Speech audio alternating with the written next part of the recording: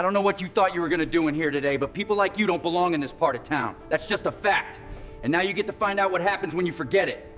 The handcuffs snapped shut with a sound like a small bone breaking sharp and final, and completely wrong for the room, wrong for the soft classical music coming through the ceiling speakers, wrong for the cedar and leather smell of Hargrove and Sons, wrong for the Tuesday afternoon light coming through the floor-to-ceiling windows onto the gleaming display cases. Officer Dale Connors stepped back and looked at the woman he had just shoved against the glass counter with the expression of a man who believes he has done something useful. She wore a faded gray hoodie, worn jogger pants, sneakers with the tread nearly gone at the heel. Her braided hair was tucked under a black beanie pulled low. She looked like nobody. That was exactly what she needed him to think. What Dale Connors could not know, what would not become clear to him until the worst 5 hours of his 34 years on this earth had already begun, was that before this night ended, he would be sitting in a holding cell in his own precinct, and the woman whose wrists he had just bruised with federal steel would be the one who had put him there. This is the story of the Tuesday that arrogance walked through the wrong door and found out in the most permanent way possible that the door had been waiting for it all along. The Millhaven district sat on the north side of the city like a postcard that had never been sent, all wide, clean sidewalks and brass door handles and restaurants where the menus didn't list prices because if you had to ask, you already had your answer. The trees lining Elmwood Avenue were trimmed into careful shapes every spring by a city contractor who charged 3 times the rate of the ones working the south side, and the patrol cars that rolled slowly through those streets were waxed and spotless because in Millhaven appearances were the entire point, and the budget reflected that. Precinct 31 anchored the center of it all, a solid red brick building with a flag out front and a carved stone lintel above the entrance that read, Service Integrity Community, in letters that had been there since 1962 and hadn't been seriously examined since. On paper, the 31st was the crown jewel of the department, low violent crime numbers, strong community relations scores, officers who showed up to neighborhood events with branded water bottles and broad smiles. But inside the walls, past the lobby and the front desk and the bullpen, where the day shift gathered every morning with their coffees and their loud opinions.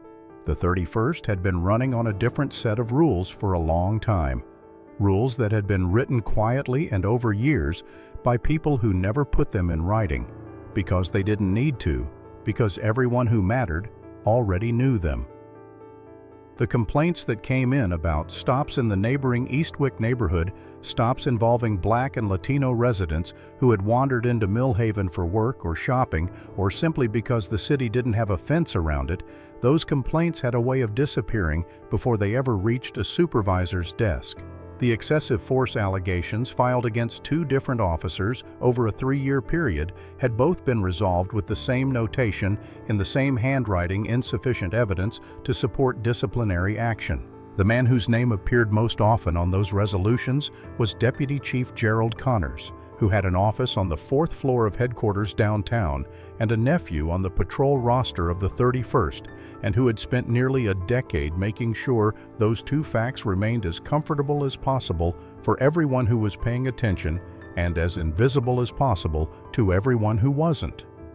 On a Tuesday in mid-October, a department-wide memo was posted to the bulletin board in the 31st's break room, printed on official letterhead, and highlighted in yellow by the administrative sergeant who had put it up.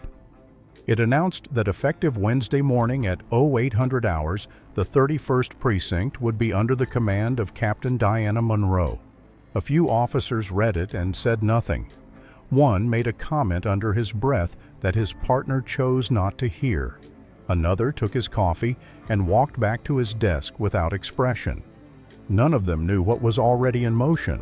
Diana Monroe had been on the force for 22 years, and she had learned early that the doors you need to walk through in this profession are almost never the ones left open for you. She had started as a beat cop in the Garfield Park neighborhood, working midnight shifts in a district where the radio never went quiet, and backup sometimes took longer than it should have, and she had worked her way up through homicide, then major crimes, then a deputy captain role in the Southern Division, earning every single step the hard way, because there was no other way available to her. She was 45 years old, and she was not naive about what she was walking into. When the chief called her into his office 3 weeks earlier and told her she was being given command of the 31st, he had not described it as a reward. He had described it as a necessity. 2 years of quiet federal work had been building toward a specific outcome, and Diana's appointment was the final piece of a plan that needed someone with an unimpeachable record, genuine command experience, and the kind of personal steadiness that doesn't crack when powerful people start making phone calls. She had read every complaint, every resolution, every personnel file the DOJ task force had assembled. She knew Dale Connor's record the way a surgeon knows an X-ray before the first cut. 11 use-of-force complaints, 0 sustained findings, a pattern so consistent and so deliberate, it told its own story without anyone needing to say a word. She knew Gerald Connor's network, the judges he golfed with the city council members who owed him favors, the specific mechanisms by which complaints against Dale had traveled from a filing inbox to a closed drawer without stopping anywhere in between. What she needed now was proof that would hold in federal court, proof that could not be explained away, transferred out, or quietly buried. She stood in front of the mirror in her hotel room that morning and deliberately chose the hoodie, the jogger pants, the worn sneakers. She braided her hair and pulled the black beanie low. In the inside lining of the hoodie, she clipped her captain's badge wallet where no one would see it unless she allowed them to. Along the inner seam of the collar, nearly invisible even up close, was a small audio transmitter broadcasting on an encrypted frequency to a federal monitoring team parked 3 blocks from Hargrove and Sons in a van that smelled of old sandwiches and equipment cases. She was not going out to be harassed. She was going out to watch and to listen and to let the 31st show her exactly who it was when it believed the boss wasn't looking. She stepped out into the October air and walked toward Elmwood Avenue, and the cold felt like clarity. Squad car 4119 had been parked on the east side of Elmwood for 40 minutes, which was longer than any actual call required and shorter than anything anyone at the precinct would bother to question, because Dale Connors had a reputation for working beat his own way, and his uncle's name had a way of making questions about his methods feel suddenly unnecessary and professionally unwise. Dale was 34 with the kind of physical confidence that comes from never having been genuinely held accountable. A high and tight haircut he kept sharp, and a way of occupying his uniform that communicated to anyone paying attention that he considered the streets of Millhaven to be his personal territory rather than public space he had been entrusted to protect. 8 years on the force, 11 use-of-force complaints, 0 sustained findings. He had done the math on his own invincibility a long time ago and decided the numbers worked in his favor permanently. Sitting in the passenger seat with a small spiral notebook open on his knee was Officer Marcus Webb, 24 years old, 6 months out of the academy. Still at the stage where he was absorbing everything around him and trying to sort the useful from the dangerous without yet having enough experience to always tell the difference. Marcus was. Black had grown up in Eastwick, had joined the force because he believed with the specific sincerity of someone who hadn't been worn down yet that it was possible to do the job the right way.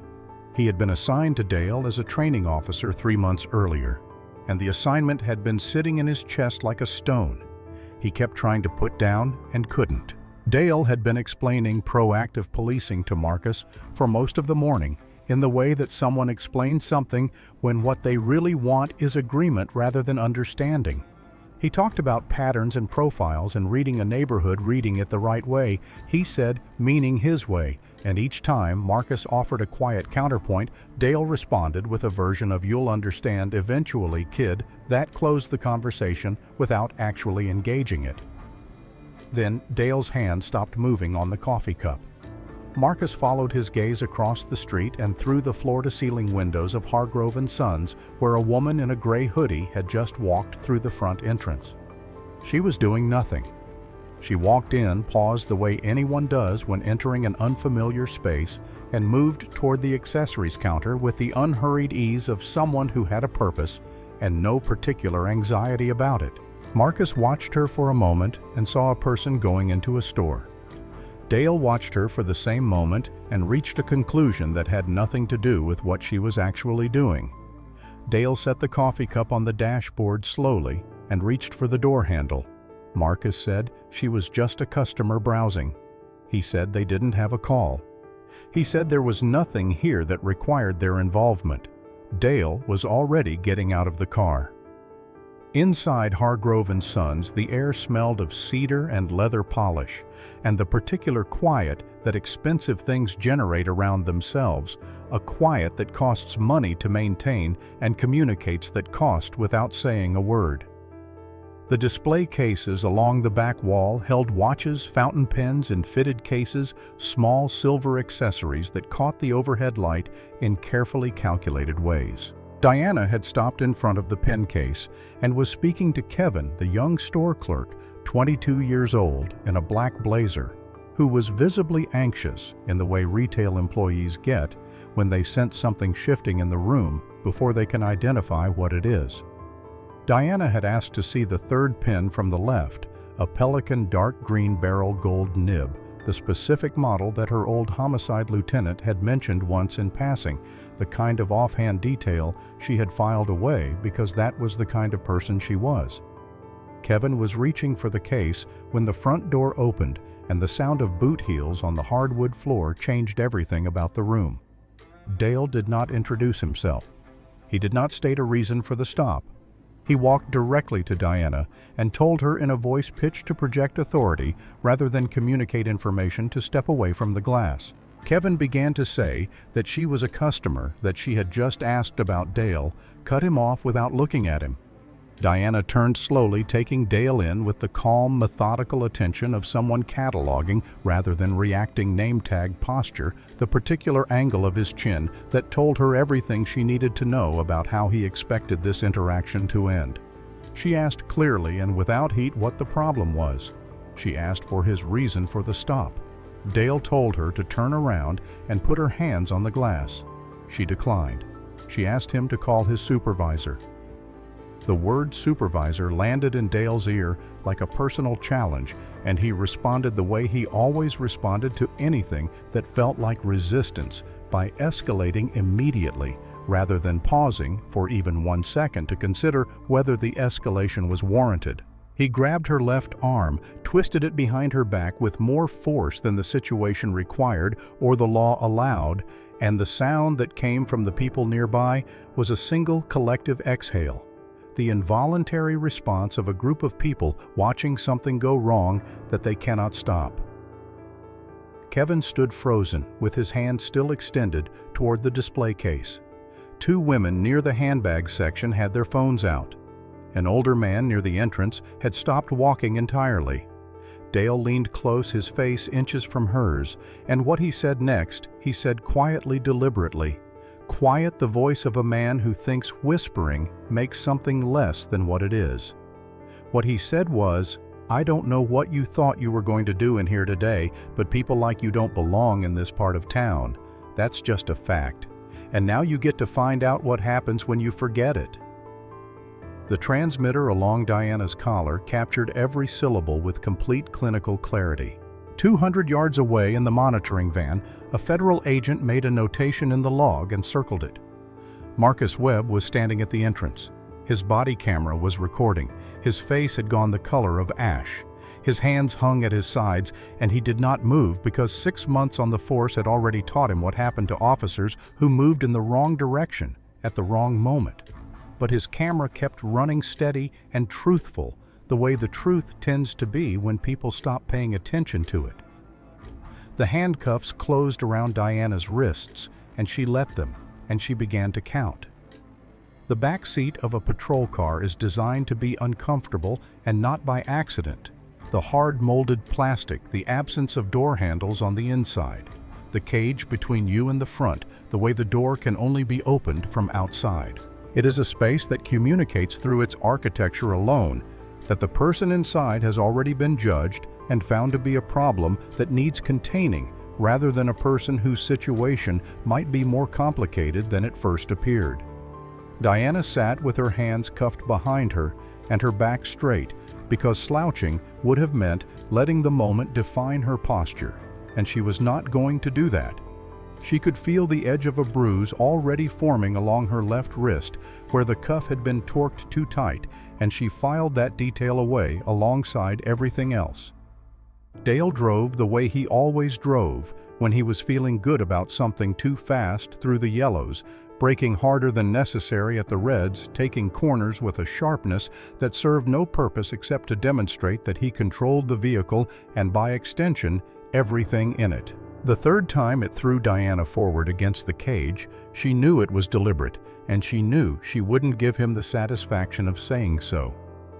In the front, Dale was talking to Marcus with the easy confidence of a man who believes he is being educational. His exact words captured by the body camera on Marcus's chest in crisp, time-stamped audio. "See, the thing is, you don't have to catch them in the act. You put them in the system. That's the whole point. She didn't take anything today, fine. But now her name's in there. Next time some officer runs her plates or looks at her jacket, there's a record. It sticks. That's how you keep a neighborhood clean." Marcus said nothing. Dale continued. "You know what she was doing in that store? She was scoping it out. I've seen it 100 times. Certain types, they don't shop in places like Hargrove's. They go in, they look at where the cameras are. They look at what's easy to grab, and then they come back. I stopped that cycle today. That's proactive policing." And then, after a pause, with the casual ease of someone stating a weather forecast. "And if there's a complaint, Uncle Gerald handles it, same as always. Don't worry about the paperwork, Marcus. That's what family connections are for." In the back seat, Diana sat with her eyes open and her breathing controlled and her mind working through every word with the quiet precision of a person who has been building a case for 2 years and just watched the most important piece of it walk into the frame and sit down voluntarily. She looked out through the window at the clean streets of Millhaven passing by and thought about the people who had sat in this same back seat without a transmitter in their collar or a badge under their hoodie.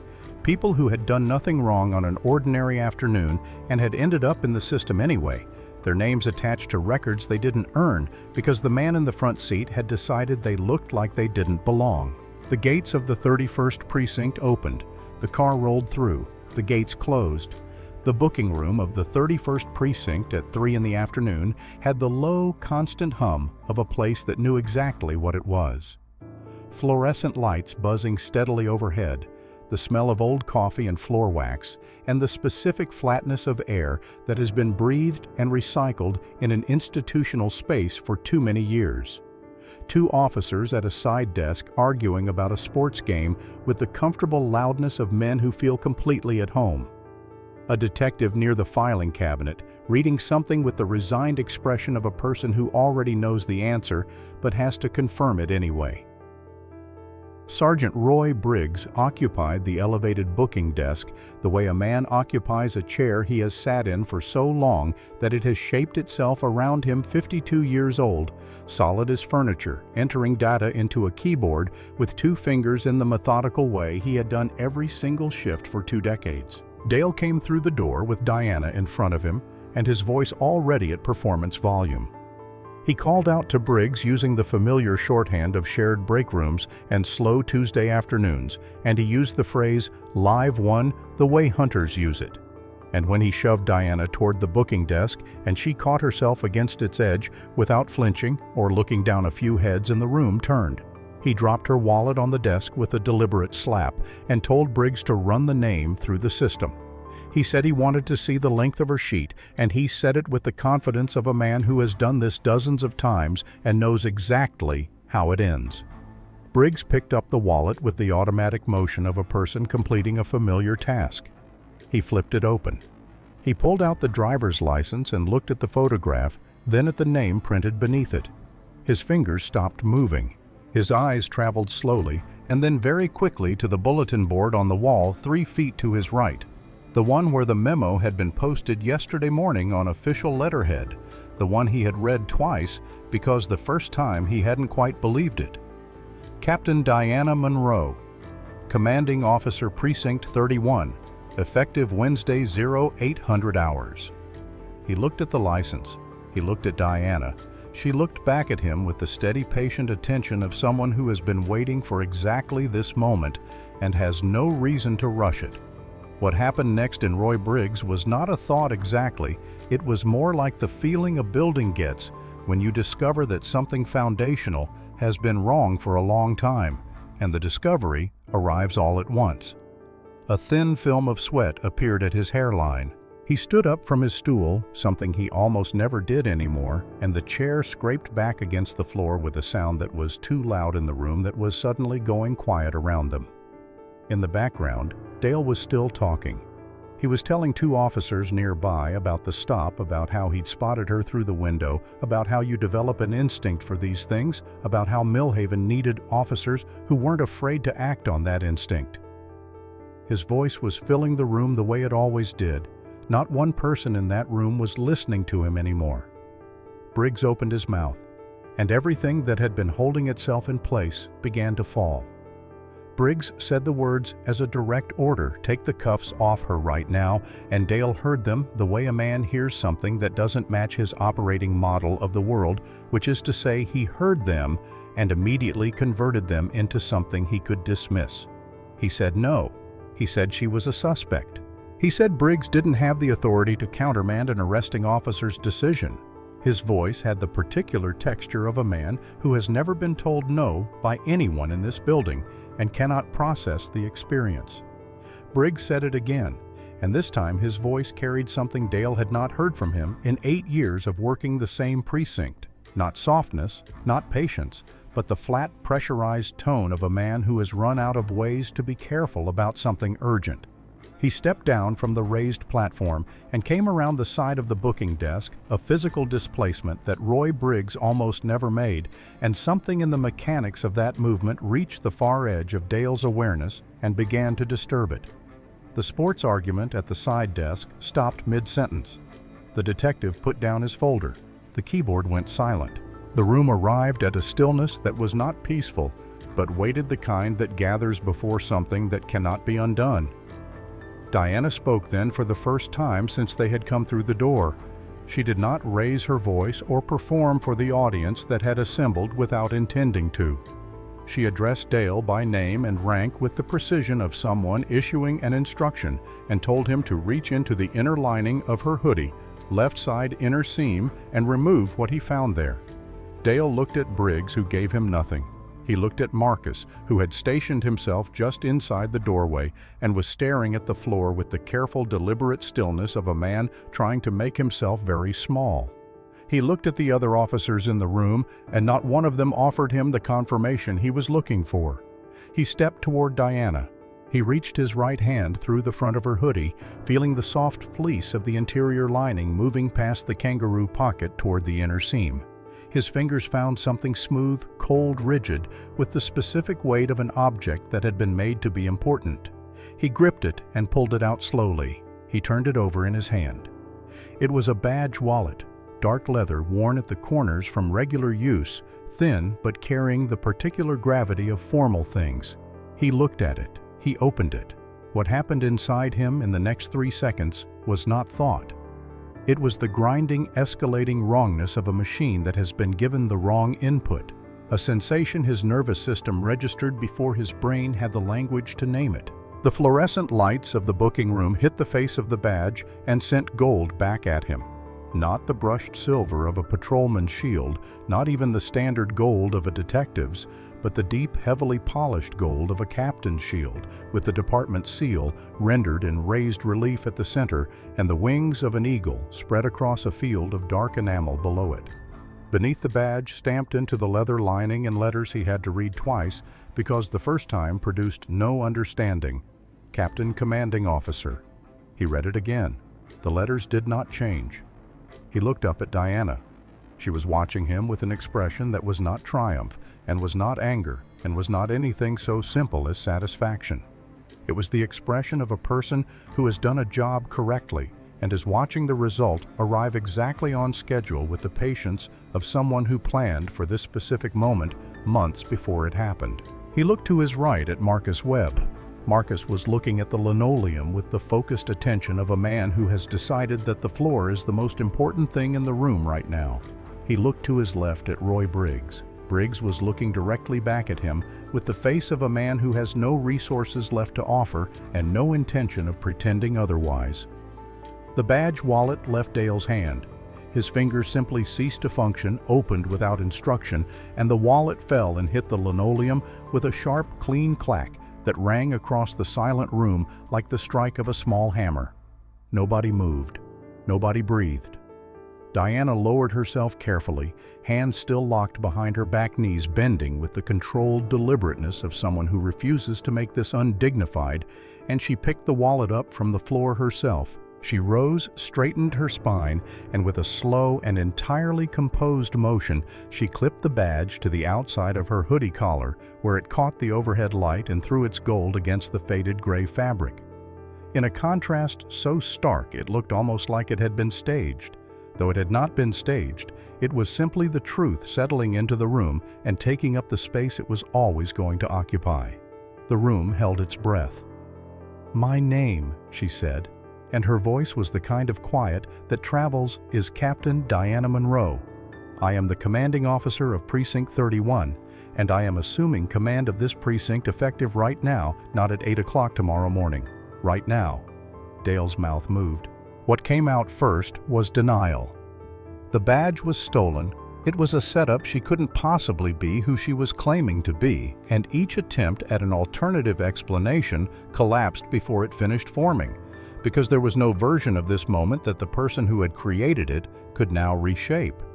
He was trying to argue his way back to 30 minutes ago, and the room was not going to follow him there. Diana did not argue with him. She turned to Briggs and gave him a direct order to remove the cuffs.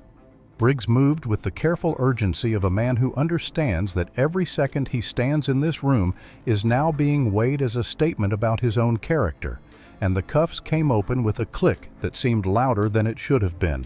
Diana brought her arms forward and held them in front of her for a moment, not dramatically, not as a performance, just long enough for everyone in the room to see the marks the steel had left on her wrists.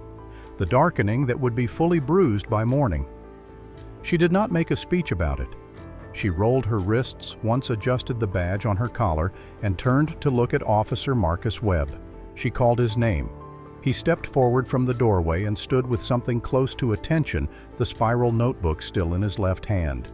She asked him, in front of every officer in that room, whether she had committed any crime during the course of the stop in the store, in the vehicle, or anywhere else. She asked him to answer clearly and on the record, because it was going into the record regardless of his answer, and the choice he made right now would also go into the record, and he should understand that before he spoke. Marcus looked at Dale.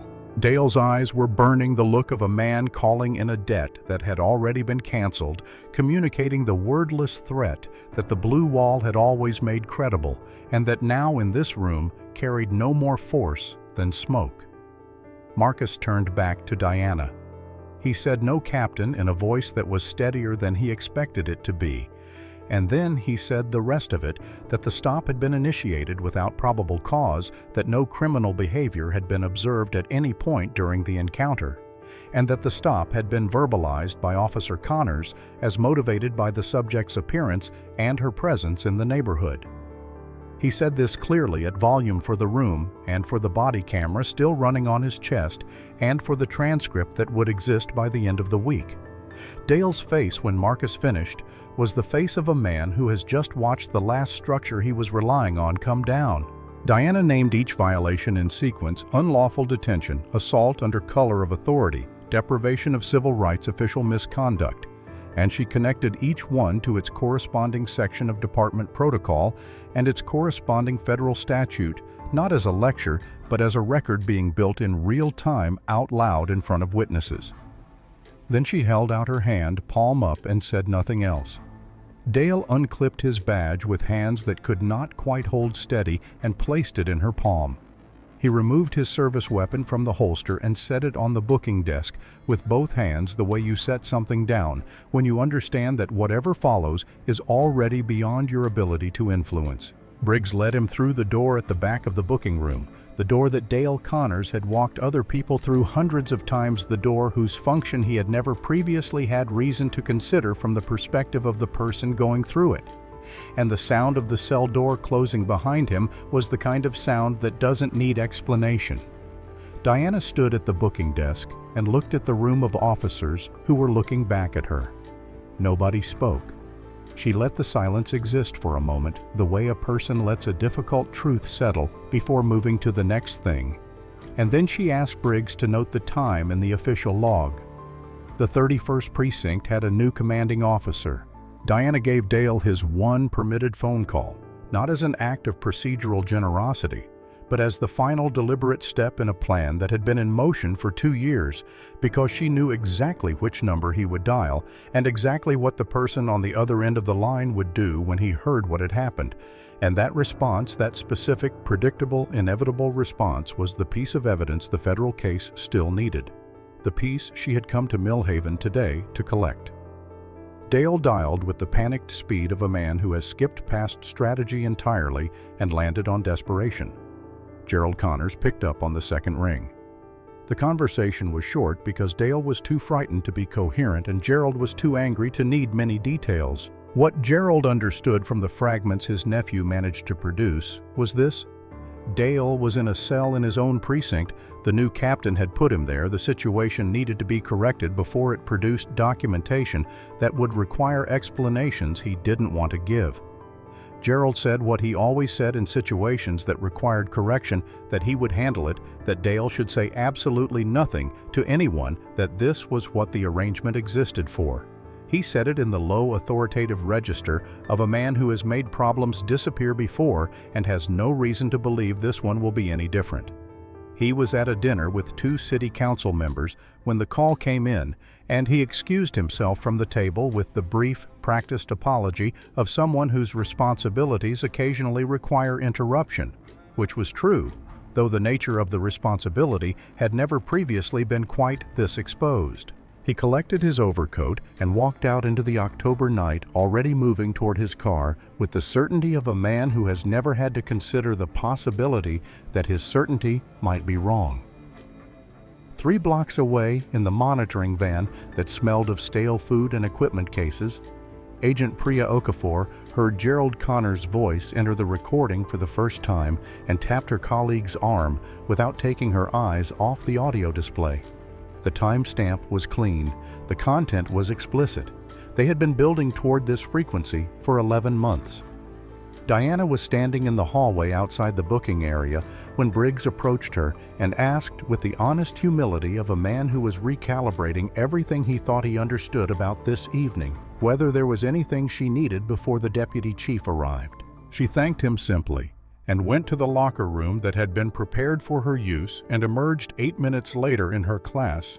A uniform, the deep navy fabric pressed to a precise edge, the twin gold captain's bars at her collar, the badge over her heart positioned the way it always was, because Diana Monroe had been wearing it that way for long enough that it no longer required thought. She sent 3 words on the encrypted channel to Agent Priya Okafor: "He is coming." She walked to the captain's office, sat down at the desk that was now hers, folded her hands on the surface, and waited.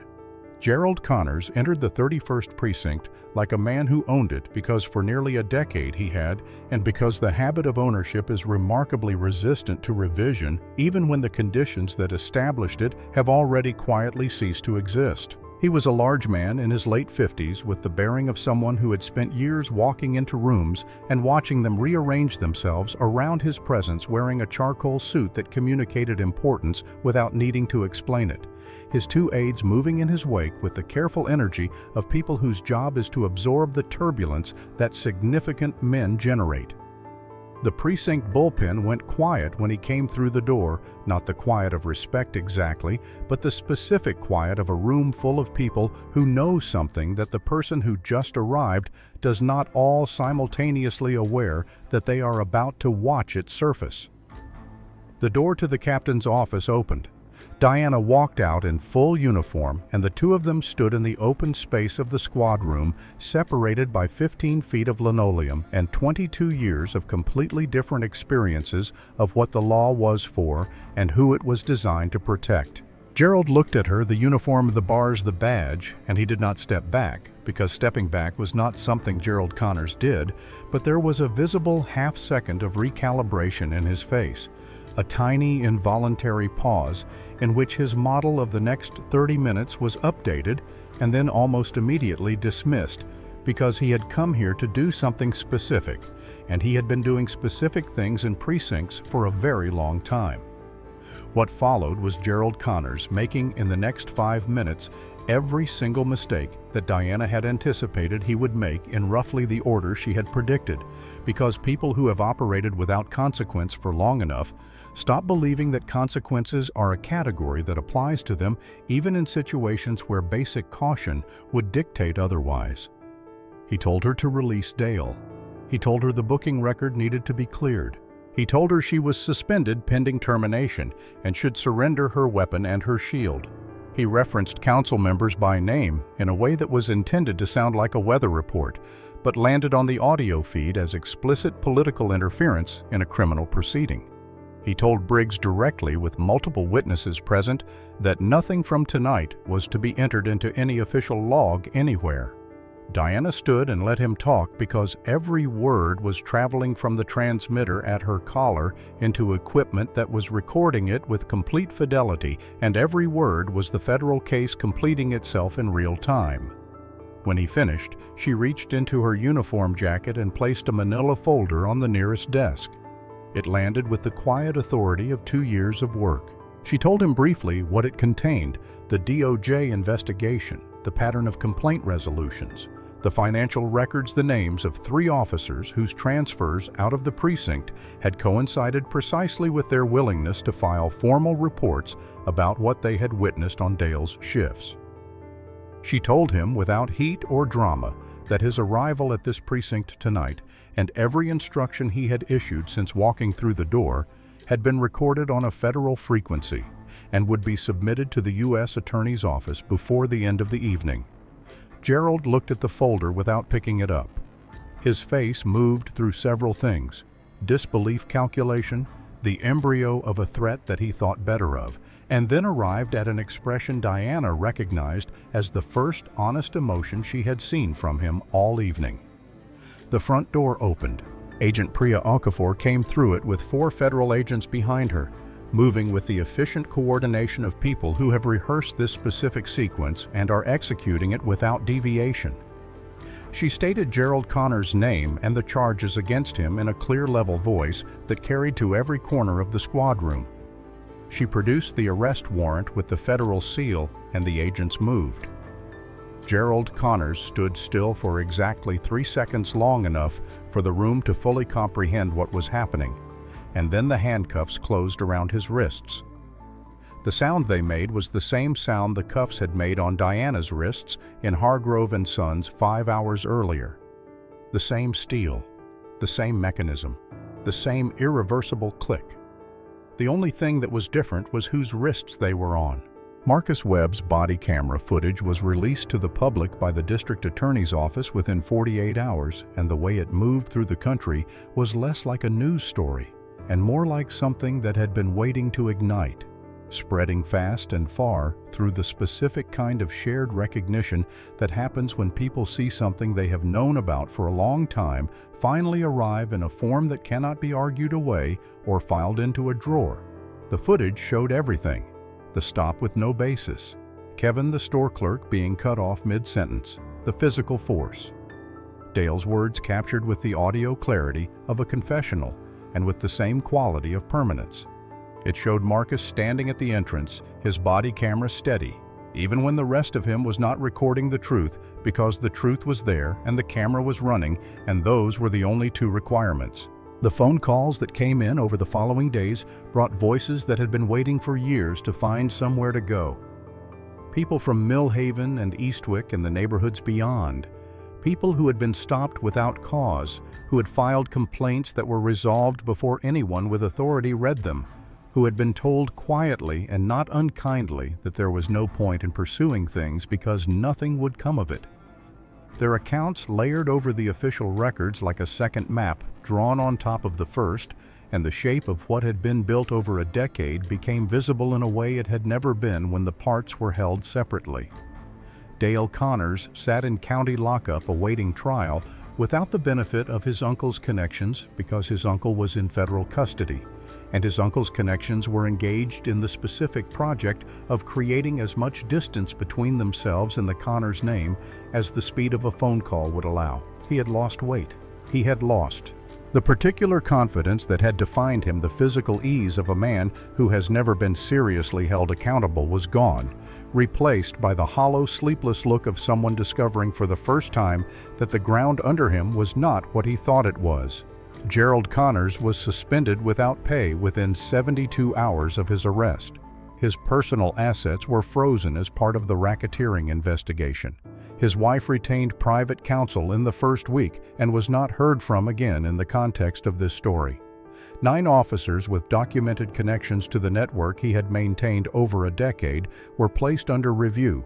Several resigned before the process concluded, which was its own kind of answer. Marcus Webb, whose unaltered body camera footage and subsequent testimony were central to the federal case, was retained and reassigned to a unit under direct oversight of the captain's office, where he was going to learn what the job actually looked like when it was being done by someone who had never confused the badge with permission. Roy Briggs gave a complete and honest deposition, named everything he had seen and everything he had previously said nothing about, and retired on schedule with a clean record, which was more than he had earned by his own admission, and he seemed to understand both parts of that. In the courtroom of Judge Sandra Whitmore on a Thursday morning in April, Dale Connors sat at the defense table in a suit that had been purchased at a discount retailer, and looked like a man who had spent 6 months learning in the hardest available way that the certainties he had organized his life around were not certainties at all. The prosecution called Marcus Webb as its final witness, and Marcus walked to the stand in full uniform and sat down and looked straight ahead with the composure of someone who has had 6 months to decide exactly what kind of officer he intends to be and has arrived at an answer he can live with. The prosecutor asked him the question that mattered above all the others, simply and without preamble, in the totality of the encounter. From the moment Dale Connors observed the subject through the window of Hargrove & Sons to the moment the handcuffs were applied, had the subject committed any crime or given any cause for the stop? Marcus said, no. He said it in a complete sentence, with no hedge and no softening qualification and no glance at the defense table. He said she had been looking at a pen. He said he had told his training officer that she appeared to be a customer. He said the stop had been initiated without probable cause and that everything that followed had been a consequence of that original decision rather than any action on her part. The courtroom held a specific kind of quiet. After he said it, the quiet of a room in which a question that has been pending for a long time has just been answered, and the answer is not ambiguous. Dale at the defense table looked like a man watching a door close on something he cannot get back. The jury was out for 3 hours and 20 minutes. The foreperson read the verdicts in the measured, careful tone of civic duty, and each count returned the same word: guilty. Judge Whitmore looked down at Dale Connors with an expression that had no performance in it, just the exhaustion of someone who has spent a long career watching things happen that did not have to happen. She said that he had been given a badge and had used it as a license. She said he had looked at the color of a woman's skin and the age of her sneakers and decided he already knew everything that mattered. She said the law he had sworn to uphold had been the last thing on his mind when he walked through the door of that store on a Tuesday afternoon in October, and that the only thing that had surprised him about any of it was getting caught. 9 years, federal facility, no possibility of early parole, permanently barred from holding any position of public trust. The bailiff stepped forward. For the 3rd time in this story, handcuffs closed with that same sharp, irreversible sound, and this time they were exactly where they had always belonged. The federal correctional facility where Dale Connors began serving his sentence was not the kind of place that a well-placed phone call to the right administrator could quietly improve. It was a medium-security compound 200 miles from Millhaven, and it looked from the outside exactly like what the word prison has always meant, and it delivered on that meaning from the first moment without exception or accommodation. His cell was 8 feet by 10 feet, a metal bed frame, a mattress thinner than it needed to be, and harder than it should have been, a light that was never fully extinguished. Not even at 3 in the morning, because the policy did not have a category for what Dale Connors might find comfortable or uncomfortable. The smell was concrete and industrial cleaning fluid, and the specific staleness of air that has been processed by a building not designed with anyone's ease in mind. On the first night, he sat on the edge of the bed and looked at the small, polished metal square bolted to the wall that served as a mirror, and the face looking back at him was his own, and also somehow not, because the face he had lived inside had been assembled around specific assumptions about the world, about who moved through it freely and who needed to be monitored, about whose comfort mattered and whose was a reasonable cost of doing business. And those assumptions had been the actual structure of the man, and the man was now in a room where none of them applied, where no one cared what his uncle's name was, where no one was going to look away. No gun belt, no radio, no precinct, no cruiser, no roaster, no version of tomorrow in which any of those things would be available to him before he was 43 years old. He reached for those things the way you reach for something that has always been in a certain pocket, the automatic reach of habit, and found nothing. His cellmate was a man named Bernard, 51 years old, from Eastwick, who was currently in the 3rd year of a sentence that a federal review board had recently flagged for re-examination, flagged as part of the broader case. Diana Monroe's team had opened a case that was now pulling at threads in dozens of old files and finding that many of them led to the same place, the same signatures, the same pattern of decisions made by people who believed they were not going to be examined. Bernard had been picked up on a possession charge by an officer in Gerald Connor's network in a stop with the same structure as all the others in a neighborhood that had been treated for years as a place where such things could happen without consequence. Bernard was not cruel to Dale. He was not menacing, not interested in retribution, not curious about Dale's story or his guilt or his opinion of anything. He got up when the facility required it, and he read in the afternoon, and he spoke when there was something worth saying, and he lived his life in the constrained, dignified way that people live when they have been forced to locate their dignity in something smaller than the space they were given. That normalcy, the simple fact of it, the complete indifference of it to Dale's presence or his history or his understanding of how the world was supposed to work, was harder to exist near than any hostility would have been. There was nothing in it to resist, nothing to react against. Just a man occupying a space he should never have been placed in, and the dawning crushing awareness of what it meant to have put him there. Dale did not sleep that first night. Not from fear. From the unaccustomed weight of silence that has nothing in it, no authority, no connection, no uncle, no badge, nothing but the specific sound of consequence, sitting in a room with you and not going anywhere. The lights in the captain's office of Precinct 31 were still burning at 2 in the morning on the night after the verdict.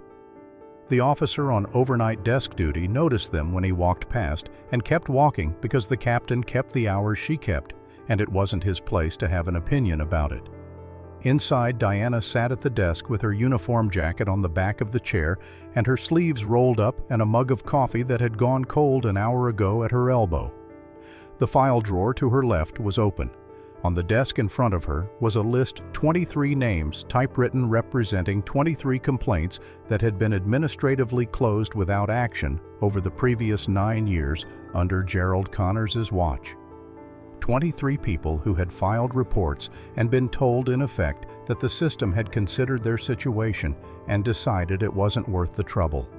She uncapped her pen. She drew a line through the first name, not to erase it, but to mark it, opened to mark it. This one matters, and moved to the second and the third, working down the list with the steady attention of someone who is not going to stop until every name on it has been seen by someone with the authority and the intention to do something about it. Outside the window, Millhaven was quiet and dark, the street lamps throwing orange pools on the empty sidewalks, the flag above the precinct's entrance moving slightly in the October wind. The badge on her jacket caught the desk lamp and threw a small, warm reflection across the ceiling, barely visible, easy to miss unless you were looking for it. She was not wearing the hoodie tonight. It was folded in a bag on the shelf behind her. The worn sneakers, the black beanie. She had kept them, and she was going to keep them for a long time. Not as a reminder of what had been done to her, but as a reminder of what she had always been before anyone put a title in front of her. Name a woman who knew what it cost to stand in a room where people had already decided who you were and who had learned over 22 years to let them be wrong about it at their own expense.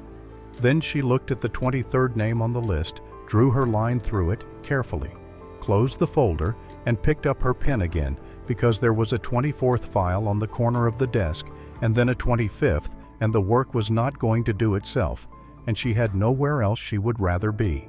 Dale Connors would walk out of a federal facility at 43 years old into a world that had moved forward entirely without waiting for him, and every morning between now and then, he would wake up inside the exact kind of place he had spent 8 years sending other people to without once stopping to consider what it felt like from the other side of the door.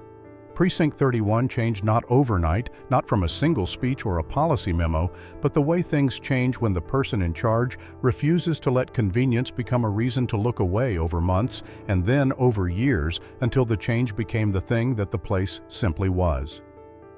The handcuffs Dale locked around Diana Monroe's wrists on a Tuesday afternoon in October held her for exactly as long as it took Roy Briggs to find the right key, roughly 4 minutes. The ones the federal bailiff locked around Dale's wrists in Judge Whitmore's courtroom were scheduled to hold him for 9 years. That is what arrogance costs when it finally runs into something it cannot talk its way past, cannot call in a favor to remove, cannot file away in a drawer.